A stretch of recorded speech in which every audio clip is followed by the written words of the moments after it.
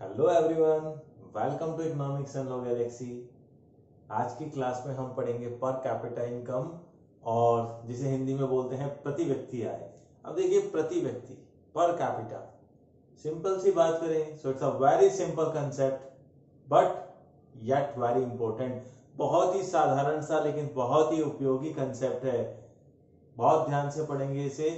Previous class में आपने national income का मीनिंग देखा था, ये देखा था कि नेशनल इनकम से जुड़े हुए एस्पेक्ट क्या है, GDP, GNP, NNP, NDP, market price, factor cost में क्या फर्क है, डायरेक्ट टैक्स और इनडायरेक्ट टैक्स का क्या मीनिंग है, वो सारी चीजें मैं आपको बता चुका हूं लास्ट क्लास में। अगर आपने क्लास नहीं देखी हो तो वो क्लास पहले देखें आप लोग। So without taking so much time, आपका बहुत ज्यादा समय ना लेते हुए मैं पर कैपिटा इनकम पे चलूंगा और पर कैपिटा इनकम से जुड़ी हुई सारी बातें आपको बताऊंगा। हाँ, इसमें एग्जाम से पहले आपको एक डेडिकेटेड लेक्चर मिलेगा जिसमें आपको करंट आंकड़ों को मैं कराऊंगा, क्योंकि अभी कराने का हो सकता है उस समय थोड़ा चेंज हो। अभी सिर्फ हम कंसेप्ट की बातें करेंगे हमारी क्लासेस में जो भी चलेंगी, और जो करंट रिलेटेड मामले हैं, कितना है अभी पर कैपिटा इनकम, क्या चल रहा है जीडीपी, करंट इकोनॉमिक ग्रोथ, इन सारी चीजों के लिए मैं एक स्पेशल लेक्चर सीरीज एग्जाम से पहले लेकर आऊंगा आप लोगों के बीच में। सो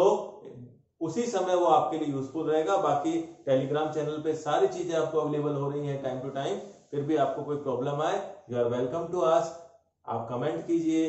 और एंड वन रिक्वेस्ट कि चैनल को मैक्सिमम लोगों तक पहुंचाएं ताकि ज्यादा से ज्यादा लोग फायदा उठा सकें, और क्लास अच्छी लगे तो लाइक जरूर किया कीजिए। सो इससे क्या है, मुझे मोटिवेशन मिलता है अच्छी अच्छी क्लासेस आप लोगों के लिए बनाऊं। सो अभी मैं बात करता हूं पर कैपिटा इनकम की। देखिए, पर कैपिटा इनकम से पहले आपको होना चाहिए, देखिए अगर हम बात करें किसी कंट्री के लिविंग स्टैंडर्ड की, कि लोगों का रहन सहन कैसा होगा, लोगों का पास संपत्ति कितनी होगी, लोगों के पास वेल्थ कितनी होगी, लोगों को शिक्षा पे कितना खर्च कर रहे होंगे, और ये अपनी जो सर्विसेज होती हैं उन पे कितना खर्च कर रहे होंगे, तो ये मालूम कब चलेगा, जब आपको इनकम मालूम हो। और इनकम कैसे मालूम चलेगी, आपके पास सबसे पहले आपको मालूम होना चाहिए क्या, कि हमारी नेशनल इनकम क्या है। सो सबसे पहली चीज, पर कैपिटा इनकम के लिए क्या चाहिए, सबसे पहली बात नेशनल इनकम। नेशनल इनकम आपको बता चुका हूं, टोटल ऑफ फैक्टर इनकम, राष्ट्रीय आय चाहिए सबसे पहले। तो राष्ट्रीय आय मालूम चल गई भैया, हमें पता है राष्ट्रीय आय कितनी है। अब उस राष्ट्रीय आय को अगर मैं विभाजित कर दूं, if I divide the national income by what, किससे विभाजित करूं, प्रति व्यक्ति निकालनी है तो जाहिर सी बात है प्रति व्यक्ति, एक घर में 5 लोग हैं, एक के पास 10 रुपए, दूसरे के पास 20 रुपए, तीसरे के पास 30 रुपए, ऐसे करते हुए अलग अलग आदमियों के पास अलग अलग अमाउंट है। तो टोटल अमाउंट को अगर मैं नंबर ऑफ पीपल से डिवाइड कर दूं तो सिंपल सा मुझे प्रति व्यक्ति पैसा कितना है मालूम नहीं चल जाएगा क्या। तो सिमिलरली देश की आय आपको मालूम है, देश की जनसंख्या आपको मालूम है, तो आप अगर विभाजित कर देंगे नेशनल इनकम को पॉपुलेशन से, राष्ट्रीय आय डिवाइडेड बाय जनसंख्या, तो इससे निकलकर आ रही है प्रति व्यक्ति आय, पर कैपिटा इनकम। अब यहां ध्यान रखना है हमें, तो सीधी सी बात अगर हम करें तो पर कैपिटा इनकम क्या है, प्रति व्यक्ति आय क्या है, यह औसत है राष्ट्रीय आय का। अब कैसे निकालेंगे इसे, हो सकता है पूरे देश के लिए निकालना पड़े, हो सकता है किसी एरिया के लिए निकालना पड़े, हो सकता है किसी पर्टिकुलर स्टेट के लिए निकालना पड़े। सो सिंपल सी बात करें, it's an average of income and the formula to compute the per capita income is total income divided by number of people residing in the country, जिसका मतलब क्या हो गया, पॉपुलेशन। अब देखिए इसका फायदा क्या है, देखिए फायदा ये है, सपोज प्रति व्यक्ति आय क्या बताती है, वहां के लोगों का लिविंग स्टैंडर्ड बताती है। लिविंग स्टैंडर्ड का मतलब वो लोग एजुकेशन पर कितना खर्च कर रहे हैं, और हेल्थ पर कितना खर्च कर रहे हैं, सर्विसेज पर कितना खर्च कर रहे हैं, एक आपको मालूम होना चाहिए कि जितना ज्यादा इकोनॉमी में खर्चा होगा उतना ज्यादा इकोनॉमी ग्रो करेगी, क्योंकि जीडीपी बढ़ेगी। जीडीपी कैसे बढ़ेगी, जब लोग खर्चा करेंगे। खर्चा कब करेंगे, जब पैसा होगा। पैसा कब आएगा, जब प्रति व्यक्ति आय ज्यादा होगी। प्रति व्यक्ति आय ज्यादा कब जब होगी, जब राष्ट्रीय आय ज्यादा होगी। राष्ट्रीय आय ज्यादा होगी तो साधनों के पास आय ज्यादा जाएगी। ये सर्कुलर फ्लो ऑफ इनकम है, जो मैं आपको पहले लेक्चर में समझा चुका हूं अच्छे से। अब यहाँ पर एक बात समझनी है हमें, इसकी इंपॉर्टेंस क्या है, इसका महत्व इतना ज्यादा क्यों है प्रति व्यक्ति आय का। देखिए, इससे एक तो हमें लिविंग स्टैंडर्ड मालूम चलता है, दूसरा हम एक कंपैरिजन कर पाते हैं। कैसे होगा कंपैरिजन, कि अभी हेल्थ पर खर्च हो रहा है ज्यादा तो आपको लाइफ एक्सपेक्टेंसी अच्छी मिलेगी। जो जीवन प्रत्याशा है कि प्रति व्यक्ति कितना उम्र तक जिएगा, कि कैसे पता चलेगा, जब एवरेज लाइफ एक्सपेक्टेंसी आपको मालूम होगी। ये देखिए, मैं आपको एक टॉपिक बताने जा रहा हूं, इसमें हम HDI मानव विकास सूचकांक अगली क्लास में उसी के ऊपर लेकर आऊंगा।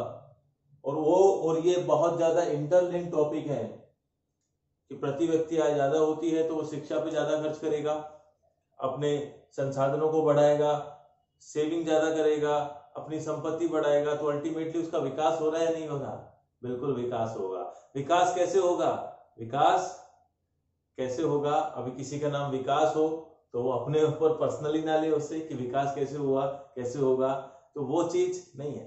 हम बात कर रहे हैं किसी देश का विकास कैसे होगा, वहां के नागरिकों का विकास कब होगा, जब वहां की प्रति व्यक्ति आय अच्छी होगी। अब प्रति व्यक्ति आय से कंपैरिजन कैसे करेंगे, देखो कंपैरिजन के लिए प्रति व्यक्ति आय जनरली सामान्यता किसमें होती है, ग्लोबल करेंसी में, जैसे कि यूरो हो गया, डॉलर हो गया, ताकि हम कंपेयर कर पाए कि हमारे देश की प्रति व्यक्ति आय दूसरे देशों की तुलना में ज्यादा है या कम है। इस चीज को हम देखते हैं। लाइक हमारी जो प्रति व्यक्ति आय है वो लेटेस्ट जो भी रहेगी वो मैं आपको बता दूंगा जैसे जैसे हमारी क्लासेस का मतलब कि लास्ट में जब एग्जाम के समय में। तो अब देखो, इसको हम छोटी सी बात करते हैं।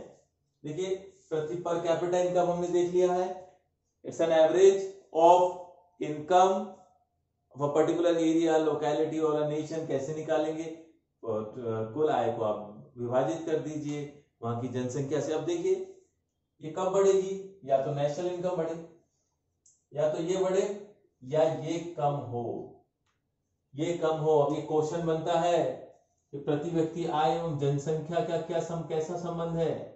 देखिए, जनसंख्या बढ़ रही है तो पर कैपिटा इनकम मैं PCI लिख रहा हूं, ये घट रही है। जनसंख्या घट रही है तो देखिए पर कैपिटा इनकम बढ़ रही है। तो एक बढ़े दूसरा घटे और एक घटे दूसरा बढ़े, इसे बोलते हैं नकारात्मक संबंध, नेगेटिव रिलेशन। तो सीधा सीधा एग्जाम में क्वेश्चन आ जाए कि जनसंख्या और पर कैपिटा इनकम में कैसा संबंध है, नकारात्मक संबंध है, नेगेटिव संबंध है। अब देखिए, पर कैपिटा इनकम निकालते कैसे हैं, हमारी राष्ट्रीय आय की गणना अगर हम कर चुके हैं, वो जो कि हमारा काम नहीं है, लेकिन मैं आपको एक छोटे से एग्जांपल से बता रहा हूं। देखिए, 3 लोग हैं, मुन्नू, दूसरा है अपना चुन्नू और तीसरा है चिंटू भाई। अब मुन्नू के पास है 15 रुपए। कितने रुपए, 15 रुपए उसकी आय है। ये 3 लोग ही इकोनॉमी में, तो तीनों की इनकम को जोड़ दूंगा तो क्या आ जाएगी, नेशनल इनकम आ जाएगी, राष्ट्रीय आय आ जाएगी। इसके पास 15 रुपए है, इसके पास भी 15 रुपए है, और ये थोड़ा सा अमीर है, इसकी आय थोड़ी ज्यादा है, इसकी आय है 30 रुपए।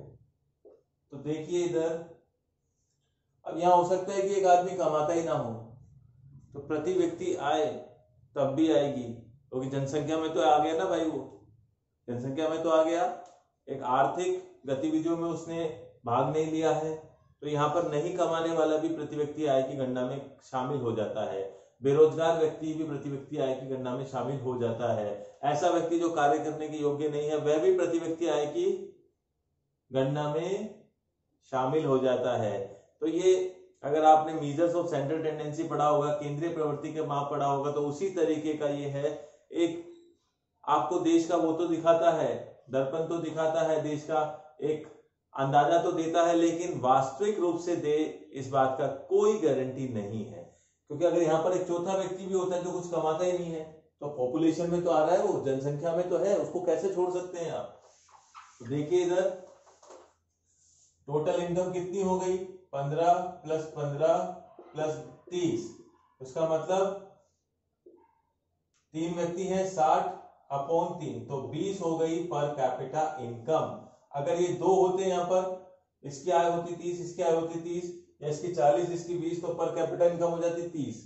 या इनकी इनकम बढ़ गई, 20 हो गई, इसकी 40 हो गई, तो 20 40 और 40 80, फिर 3 से डिवाइड कर रहे हैं, तो पर कैपिटा इनकम बढ़ रही है। तो पर कैपिटा इनकम का हमने मीनिंग देख लिया।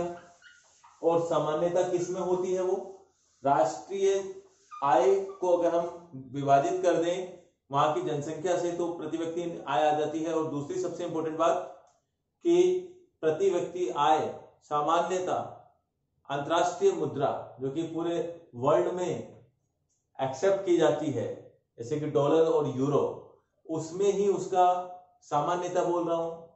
प्रति व्यक्ति आय हम तो किस में समझेंगे, रुपए में समझेंगे, लेकिन समझने का मतलब भारतीय तो क्या जानेंगे कि रुपए में कितनी है, लेकिन विश्व में किसके द्वारा जाना जाएगा कि भैया डॉलर में कितना आया था, कि इजीली कंपैरिजन हो जाए। अब लाइफ एक्सपेक्टेंसी है, जीवन प्रत्याशा है, वो तो वर्ष में है, तो ईयर को तो पूरा वर्ल्ड में जाना जाता है कि हाँ भैया साल 365 साल का होता, 365 दिन का होता है, ठीक है। अब वो सारी चीजें तो कॉमनली एक्सेप्टेड है, तो डॉलर भी एक तरीके से कॉमनली एक्सेप्टेड करेंसी है। अब डॉलर की अगर हम बात करेंगे तो इसीलिए सामान्यता प्रति व्यक्ति आय किसमें बताई जाती है, ऐसी करेंसी जो पूरे विश्व में स्वीकारी जाए, जैसे कि डॉलर और दूसरा यूरो। अब यहाँ पर एक छोटी सी बात और समझनी है, हमारे रुपए की तो कहां तक उसका रीच है, हमारी भारतीय सीमाओं तक। नेपाल और भूटान भी हमारे करेंसी को एक्सेप्ट करता है वैलिड टेंडर की तरह, लेकिन बाहर तो नहीं जानते ना, सिर्फ वही जानता है जो हमारे रुपए में हमसे ट्रेड करता हो या हमसे आयात निर्यात करता हो। लेकिन डॉलर तो पूरे वर्ल्ड में जाना जाता है, क्योंकि आपको अगर आपने पॉलिटिकल साइंस में देखा होगा तो यूएस हेगमनी, जो काफी वर्चस्व है यूएसए का पूरे वर्ल्ड पे, क्लियर। तो इसीलिए सामान्यता इसी करेंसी में उसको एक्सप्रेस किया जाता है। तो प्रति व्यक्ति आय से क्या पता चलता है, एक तो जीवन स्तर पता चलता है नागरिकों का, दूसरा उस का देश का हम तुलना आसानी से कर सकते हैं, तुलना की जा सकती है बाकी देशों से प्रति व्यक्ति आय के। और सबसे बड़ा इंपॉर्टेंट बात, HDI के निर्धारण में मानव विकास सूचकांक में सबसे ज्यादा मददगार होता है पर कैपिटा इनकम, क्योंकि इसी के द्वारा ही मालूम चलता है कि मानव विकास हो रहा है या नहीं हो रहा। तो आज की क्लास में हमने पर कैपिटा इनकम का कंसेप्ट देखा, उसमें मैंने आपको बता दिया पर कैपिटा इनकम का मतलब क्या होता है, प्रति व्यक्ति आय होती क्या है, उसकी परिभाषा बता दी, उसको निकालने का फॉर्मूला बता दिया, साथ ही साथ उसमें यह बता दिया कि जो जनसंख्या है उसका बढ़ने का प्रति व्यक्ति आय पर क्या प्रभाव पड़ेगा, जनसंख्या घटने का प्रति व्यक्ति आय पर क्या प्रभाव पड़ेगा। तो अगली क्लास में हम लोग सीखेंगे ह्यूमन डेवलपमेंट इंडेक्स, मानव वृद्धि सूचकांक या विकास सूचकांक जिसे हम बोलते हैं।